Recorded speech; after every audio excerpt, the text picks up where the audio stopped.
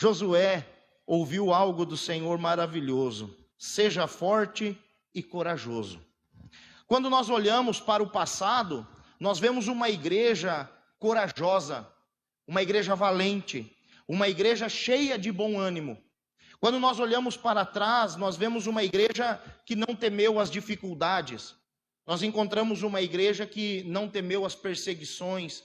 E parecia que a igreja era como um chantilly: quanto mais batia nela, mais ela crescia. Quanto mais perseguições, mais a igreja se expandia. E a igreja foi de um número de 120 para quase 3.000, e depois para 5.000 membros, e depois de uma maneira superlativa. E a igreja veio crescendo porque era uma igreja corajosa. As perseguições, as afrontas, os abusos, as prisões e até mesmo a própria morte, nada impediu o crescimento daquela igreja. A igreja chegou aonde chegou por ser forte e corajosa. A igreja chegou aonde chegou por ter força e coragem, persistência e bom ânimo. E agora é a nossa vez. Nós somos membros desse corpo. Nós pertencemos à igreja invisível do Senhor, a igreja que está espalhada para todo mundo. Como eu disse, a mensagem de Deus para a igreja é uma mensagem de movimento. Avante, igreja, sigam em frente. Nós não podemos estar amarrados, atrelados às coisas do passado. Precisamos fazer como o apóstolo Paulo disse: esquecendo-me das coisas que para trás ficam. E eu prossigo avançando para o alvo, para o prêmio da soberana vocação de Deus em Cristo Jesus. Com toda certeza, uma igreja que avança é uma igreja corajosa. E sem sombra de dúvidas, uma igreja sem coragem é uma igreja que não sai do lugar. É uma igreja que não progride. Uma igreja acovardada não cumpre o ide do Senhor Jesus Cristo. Ela fica estagnada. Nós precisamos de força e muita coragem para continuar avançando, prosseguindo em direção ao nosso Senhor e Salvador Jesus Cristo. Muitos são os desafios que a gente encontra. Muitos são os desafios que a igreja enfrenta. Muitos são os desafios, né, irmão Arno? Nós comentávamos nisso quarta-feira, que a igreja enfrentou no passado. Não era nem grupo de jovens, irmãos, que hoje também já está desatualizado o grupo de jovens. Era a mocidade, não é isso? E o irmão Arno compartilhou conosco na quarta-feira sobre sonhos. E a última reunião que eles fizeram em Águas de Chapecó, antes de vir para cá, foi cada um compartilhando os seus sonhos. E entre os sonhos era ter alguém que tocasse violão, para eles poder adorar o Senhor Jesus Cristo cantando hinos para o Senhor. E hoje você vê uma igreja aonde, graças a Deus e louvado seja Deus, tem músicos saindo pelas janelas. Uma oração que Deus ouviu lá atrás. A igreja precisa avançar.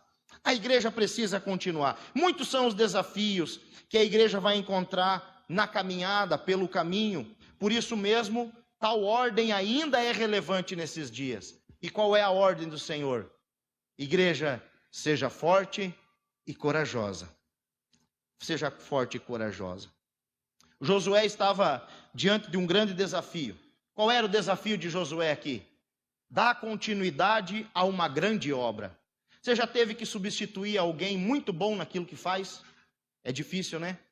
Imagine Josué, Moisés, um líder que tipifica Cristo no Antigo Testamento, o libertador do povo, o homem a qual falava com o Senhor face a face, o homem que esteve 40 dias no monte com o próprio Deus, e o próprio Deus escrevendo as tábuas da lei para esse homem. E agora esse homem morre. 2 milhões de pessoas olhando Josué. Josué passa a ser o alvo. Josué passa a ser o objeto a ser observado. A missão de Josué, terminar de conduzir esse povo até a terra prometida. Cruzar o Jordão, conquistar Jericó e levar esse povo para uma terra que mana leite e mel. Além desse desafio externo, está enfrentando um desafio interno. Qual é o desafio do coração de Josué? O meu amigo morreu. Você já perdeu alguém que você ama muito na sua vida? E você tem por referencial que talvez você estava ancorado e escorado nessa pessoa. Geralmente acontece isso quando o pai de família falece, o Senhor recolhe, e os filhos de repente se vê sem a presença do pai. E assim foi Josué sem a presença do seu amigo Moisés.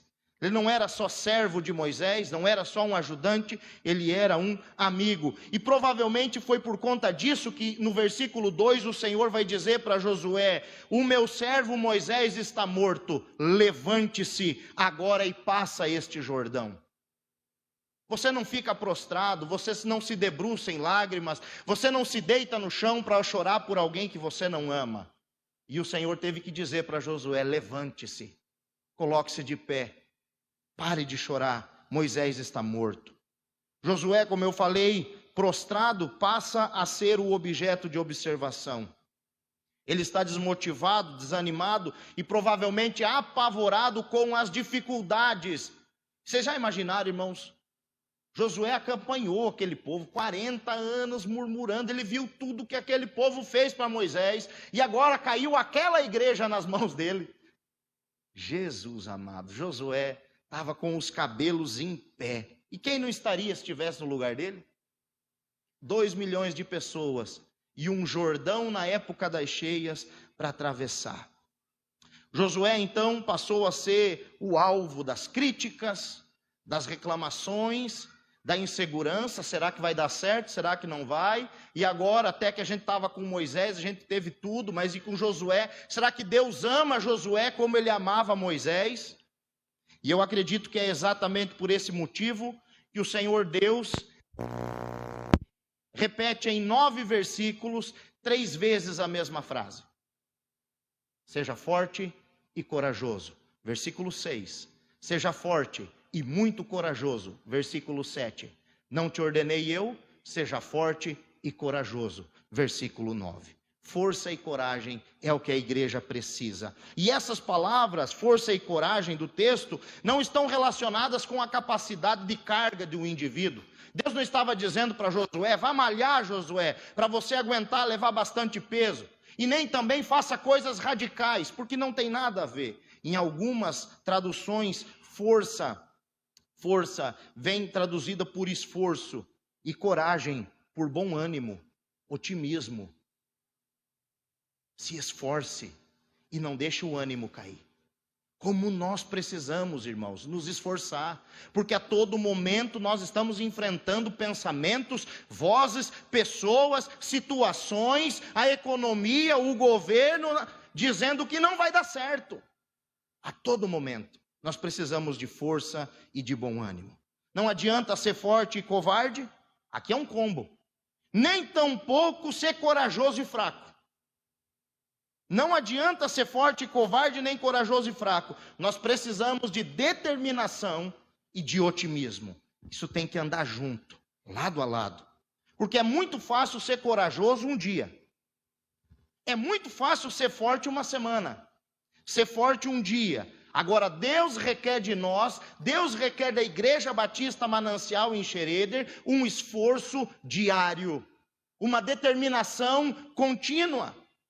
São as crises que vão separar o raiz dos Nutelas.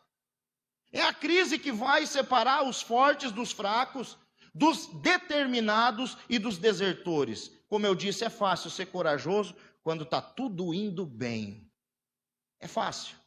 Agora, Deus quer nos posicionar em situações para que a gente venha fazer a diferença. Porque Ele não tem nada impossível. Para Ele não há nada impossível. Nós encontramos então aqui algumas lições desse texto, e eu quero compartilhar 4 delas com os irmãos. A primeira, força e coragem para aceitar a missão. Nós precisamos de força e de coragem para aceitar a missão. Versículo 6, seja forte e corajoso, porque você fará este povo herdar a terra que sob juramento prometi dar aos pais deles. Ô meus queridos, a igreja precisa de força e de coragem para conduzir esse povo até o céu. Não é a ONU, não é a OTAN, é a igreja. A igreja é a única instituição instalada na terra que tem autoridade para falar em nome de Deus. Deus nos deixou nesse mundo como boca dele, como voz profética, como aqueles que iluminam e apontam o caminho, que mostram aonde Cristo está. Nós precisamos de força e de coragem para conduzir este povo até a vida eterna, até a promessa que o Senhor fez. A igreja recebeu uma missão.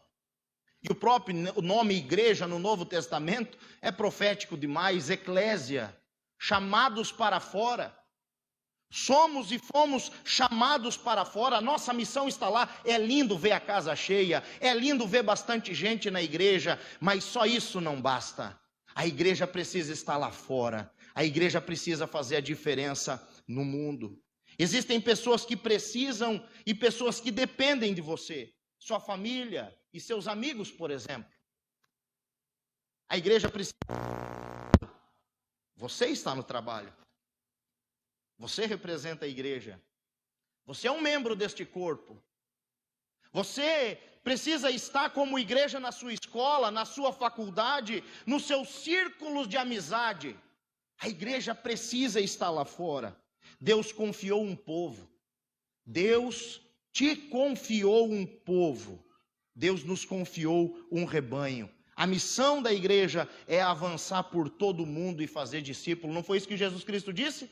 Portanto, ide por todo o mundo e fazei discípulos de todas as nações, batizando-os em o nome do Pai, do Filho e do Espírito Santo.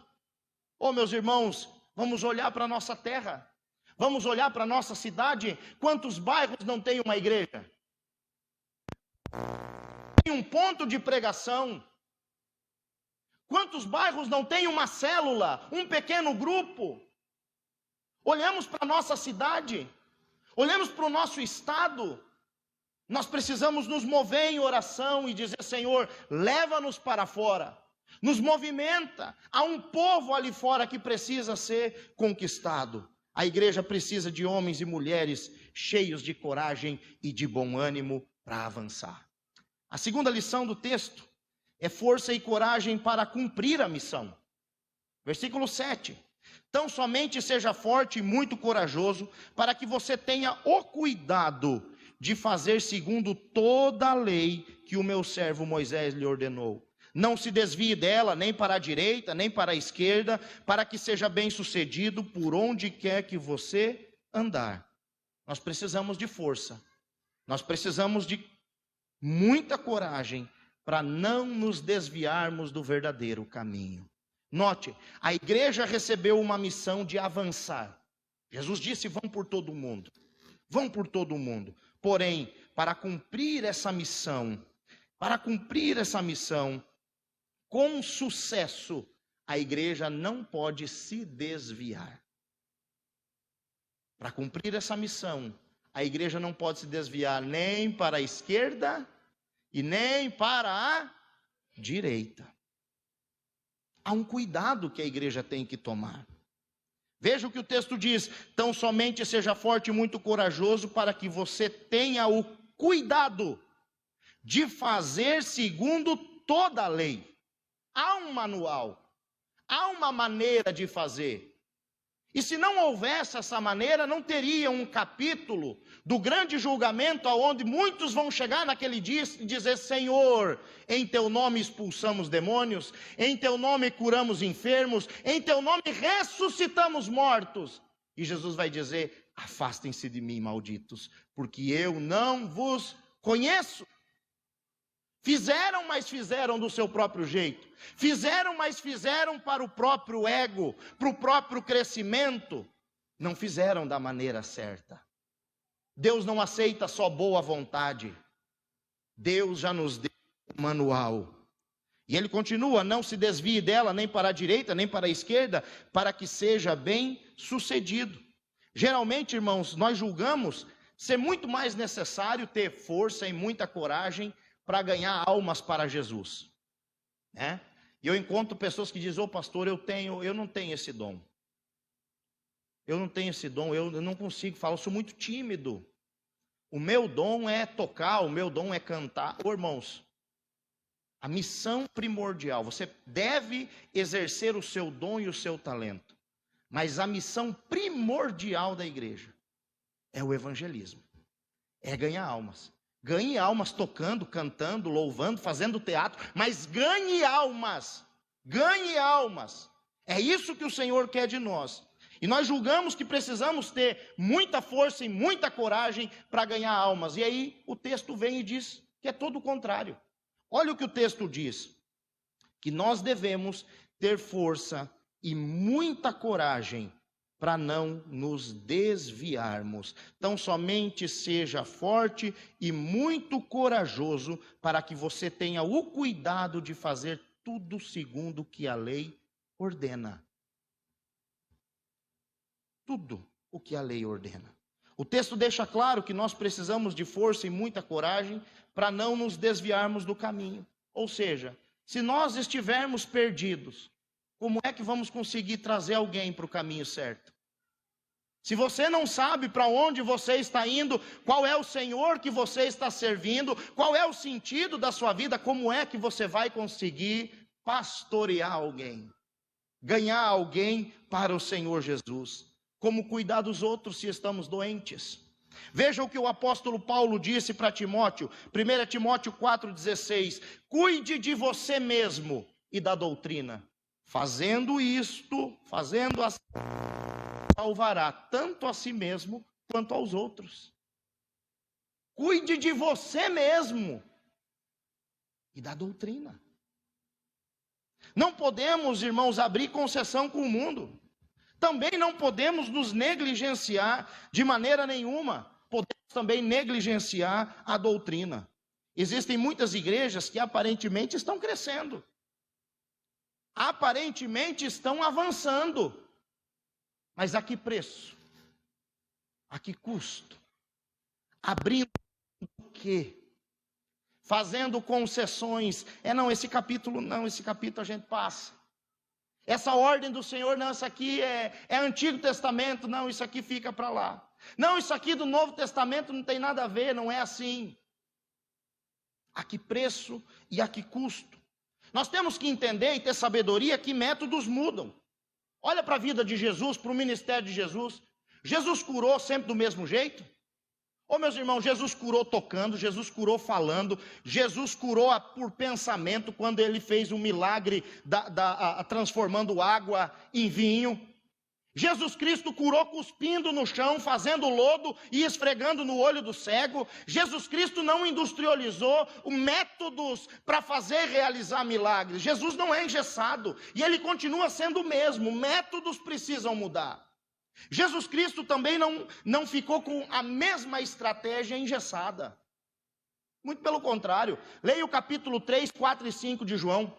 No capítulo 3, Jesus fala com Nicodemos, é uma abordagem. Capítulo 4, com a mulher samaritana, outra abordagem. Capítulo 5, com o cego no tanque de Betesda, uma terceira abordagem completamente diferente. Jesus muda a estratégia. Métodos podemos mudar, estratégia devemos mudar. Agora, o que nós não podemos mexer é em princípios e doutrina. Métodos e estratégia a gente muda. Irmãos, aqui nós celebramos no domingo. É uma característica dessa igreja. Geralmente no domingo nas igrejas é 19h30. Aqui é 18 horas. Eu conheço igrejas que o culto no domingo é às 10 horas da manhã. E eles já fazem tudo ali, 10 horas, vai até meio-dia e acabou.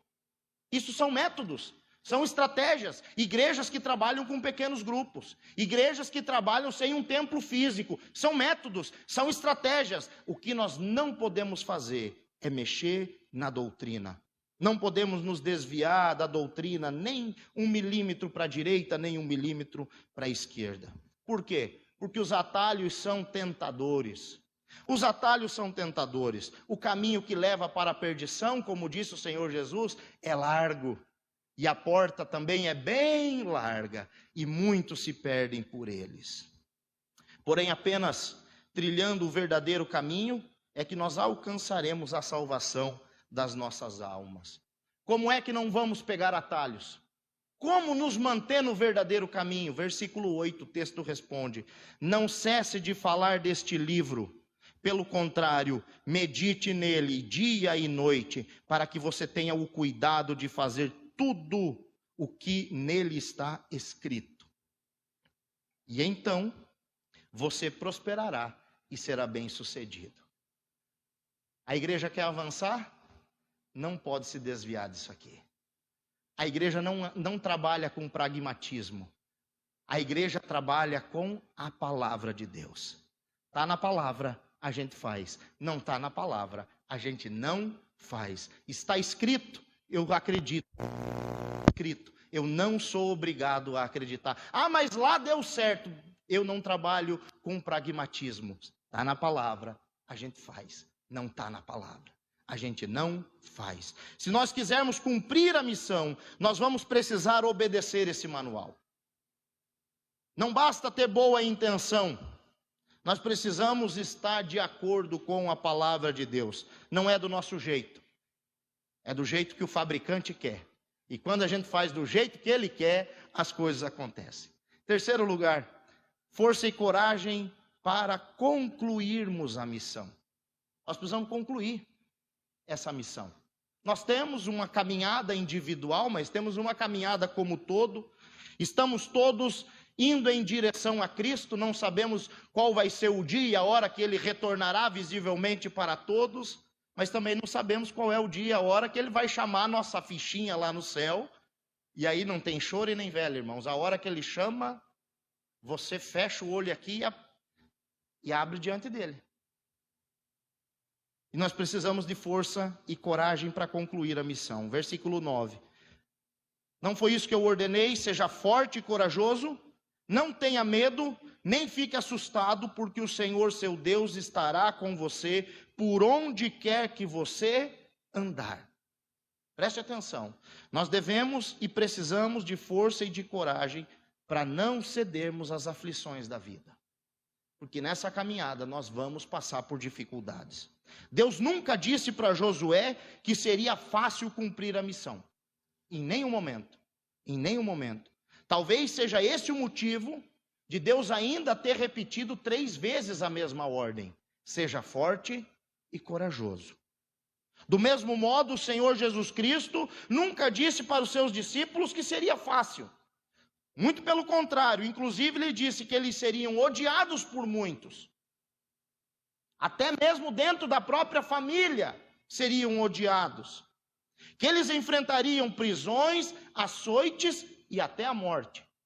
E até a morte. João 16:33. Falei essas coisas para que em mim vocês tenham paz. No mundo vocês passarão por aflições, mas tenham coragem. Eu venci o mundo. Tenham bom ânimo. Eu venci o mundo. O diabo vai tentar de tudo para fazer você desistir. Tirar você do seu propósito.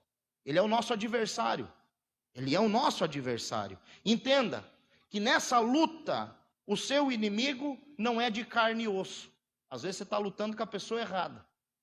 O seu inimigo é um ser espiritual maligno, que atua nas regiões espirituais, nas regiões celestiais. Existem 2 armas que esse ser maligno usa contra a igreja: medo e desânimo. Você pode não estar com medo. E talvez se eu fizesse a pergunta, tem alguém com medo aqui hoje? Ninguém levantaria a mão. Mas se eu fizesse a mesma pergunta, alguém aqui está desanimado? Talvez você não levantasse por medo de quem está do seu lado. Mas se eu fizesse assim, todo mundo feche seus olhos. Ninguém pode abrir o olho. Levante a mão quem está desanimado. Desanimado com o casamento, desanimado com a igreja, desanimado com o pequeno grupo, desanimado com o ministério de louvor, desanimado com o trabalho, desanimado, e 90% ou mais levantariam a mão, porque são essas as armas que Satanás tem usado: medo e desânimo. Medo e desânimo. E nós precisamos entender o que Deus fala. Basta alguém começar a sonhar algo diferente, que vá de encontro ou que vai impactar o reino, que as frases de desânimo já começam a surgir. Daqueles que deveriam dizer vai dar certo, você escuta dizendo não vai dar certo. Ou vai vir alguém com mais experiência que você e vai dizer assim: já tentamos e fracassamos. Essa estratégia não dá aqui. Não, pastor, aqui na igreja não. A gente já tentou e não deu certo. Nem perca seu tempo. Nem perca seu tempo. Isso vai dar errado. Não, esse alvo é grande demais. Não temos pessoas, não temos recurso, não temos dinheiro, não temos influência. Nós não vamos conseguir. Será que só eu já escutei essas frases, pastor Janda? O senhor já escutou também? Pastor Eliseu, pastor Vili. Basta você ter uma ideia. E começa aquela frase do desânimo, porque são essas as armas de Satanás para que a igreja do Senhor não avance. E para você não mudar nada, basta você não fazer nada. E é isso que Satanás quer. Satanás não quer que você se desvie fora da casa, ele quer que você seja um filho rebelde dentro da própria casa do pai. É acreditar que não vai dar certo. E aí você vai se desanimando. Você não pode dar ouvido a essas vozes que tentam afastar você do propósito de Deus. Nós devemos ouvir a voz de Deus. Sabe o que Deus trouxe você aqui para ouvir nessa noite? É Deus dizendo para você: seja forte e corajoso. Seja forte e corajoso. Não tenha medo nem fique assustado, porque eu, o Senhor, o seu Deus, estou com você por onde quer que você andar. É o Deus Emanuel que está conosco. É o Deus presente. O Senhor Jesus Cristo disse: eis que eu estou com vocês. Quantos dias? Todos os dias. Até quando? Até a consumação dos séculos. Eu estou com vocês. E quando esse dia que eu voltar a chegar, vocês é que estarão comigo. Quem anda com Jesus nunca está sozinho. Nunca está sozinho. Mas em quarto e último lugar, como ser forte e corajoso? Como ser forte e corajoso nesse mundo? Em primeiro lugar, nós vemos aqui, irmãos, que nós podemos ser fortes e corajosos porque Deus não é apenas um espectador. Deus não está no trono só olhando. Veja o versículo 5. Ninguém poderá resistir a você todos os dias da sua vida. Assim como estive com Moisés, estarei com você, não o deixarei, nem o abandonarei. É Deus falando. Eu não sou um espectador. Eu não criei você, joguei no mundo e disse: vá viver a sua vida do jeito que você quiser. As rédeas da história estão nas mãos de Deus. É Ele quem guia a ponta da pena. É Ele quem escreve um recomeço, que a gente pensa que muitas vezes a nossa vida é um ponto final. Deus risca e coloca uma vírgula. E Ele continua a escrever a nossa história. Ele não é um espectador. Ele é o Deus soberano. E aí Deus, para lembrar Josué disso, Ele diz: lembra de Moisés? Eu imagino esse homem tendo talvez um déjà vu, ou uma memória, uma retrospectiva na sua memória.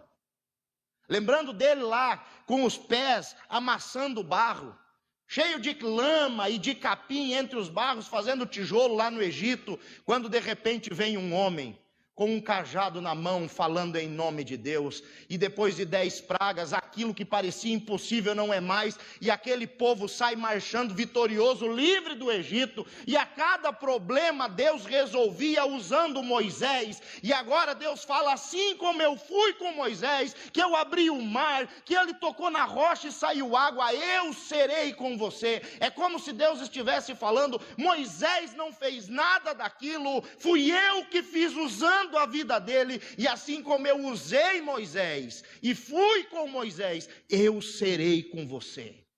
Eu quero dizer que o nosso Deus tem história, irmãos. É só a gente olhar para o passado e ver como o nosso Deus trabalhou. Você lembra daquele hino, Conta as Bênçãos? Você consegue contar quantas vezes você já viveu bênçãos indizíveis na sua vida? Quando você pensou que era o seu fim, aonde está esse problema? Talvez você enfrentou algo semana passada, retrasada, ou há 2 anos, 10 anos, 20 anos atrás, que você pensou que era o seu fim, e eu quero dizer que você está aqui hoje, porque o Deus que você serve é o mesmo, ontem, hoje e eternamente. Ele é o nosso eterno ajudador. Nenhum caminho é assustador demais quando a gente está caminhando junto com o Deus Pai. Salmos 23, versículo 4. Ainda pelo vale da sombra da morte, eu não temeria mal algum. Mas em segundo lugar, depois de Deus dar a ordem, ele faz uma promessa. E ele não é homem para mentir, nem filho do homem para se arrepender. Qual é a promessa que Deus faz? O Senhor, seu Deus, estará com você por onde quer que você andar. Que promessa maravilhosa! Deus disse para Josué: assim como eu fui com Moisés, estarei com você. 5. Não te deixarei, jamais, jamais te abandonarei. E agora ele vai dar uma ordem dizendo: seja forte e corajoso. Mas depois da ordem ele também faz a promessa dizendo: e eu vou continuar andando com você. Preste atenção, Deus foi com Moisés, Deus esteve com Josué, essa é a promessa. Eu fui com Moisés, e assim como eu fui com ele, vou estar com você. E hoje Deus está conosco. Deus está com você. Você não está sozinho. Essa é a mesma promessa que o Senhor Jesus Cristo fez para nós, seus discípulos, antes de subir ao céu. Mateus 28, 20. E eis que estou convosco todos os dias até a consumação dos séculos. Deus está com você. E o que é maravilhoso, o que mais me chama a atenção, é que o que vai garantir o sucesso dessa obra não são os seus obreiros ou a qualidade dos obreiros. O que é que vai garantir o sucesso dessa obra? É o dono da obra. Porque ele diz: vão, sejam fortes e corajosos, mas eu estarei com vocês. Eu estarei com vocês. Ele não apenas nos comissionou e depois nos abandonou. Ele nos comissionou, mas está junto conosco. Deus não apenas exige de nós força e coragem, ou determinação e bom ânimo. Ele não só exige, ele está conosco dia após dia, nos enchendo de força e de coragem, de determinação e de bom ânimo. Sabe quando você fraqueja e quer desistir? Deus fala com você dizendo: não desiste, não é a hora. Toma fôlego, levanta, se alimenta, anda, que ainda você não chegou no final da jornada. Quando você lê o livro de Josué, você chega no capítulo 21, versículo 45. E lá está escrito assim: nenhuma promessa falhou de todas as boas palavras que o Senhor havia falado à casa de Israel. Tudo se cumpriu. Nenhuma promessa falhou, tudo se cumpriu. Vamos repetir isso? Nenhuma promessa falhou, tudo se cumpriu. Mais uma vez, nenhuma promessa falhou, tudo se cumpriu. Por isso, uma igreja corajosa